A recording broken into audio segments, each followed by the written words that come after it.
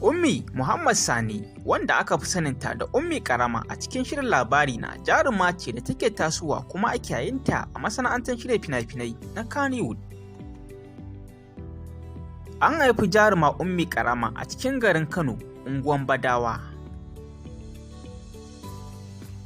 Jaruma Ummi Karama tun tana yarinya aka yi ta Maiduguri, a nan ta yi makarantar firamare ɗinta, sannan ta yi junior secondary ɗinta, sannan ta dawo garin Kano inda ta yi senior secondary ɗinta.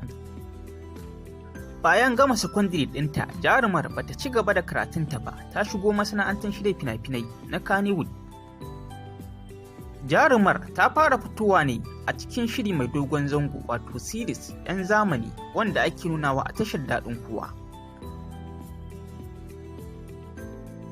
Amma shirin da ya ɗaga jarumar shine shahararren series ɗin nan, wanda darakto Malam Aminu sai da yake bada umarni, wanda ake nunawa a tashan Arewa 24 da kuma Sera Movies a YouTube, wato labari na, inda ta fito da suna Ummi Karama, sunan da ya bi ta kenan yanzu ake kiranta da shi.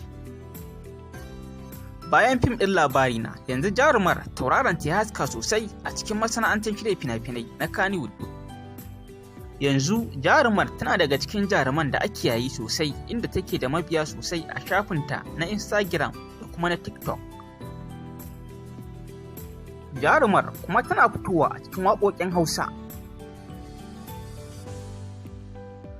Jaruma Ummi Karama dai har yanzu ba ta taɓa yin aure ba a rayuwarta.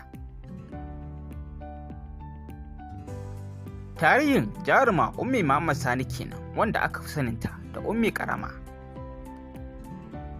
To muna yi ma wannan jaruma fatan alheri, Allah ya ƙara ma rayuwa ɗaukaka.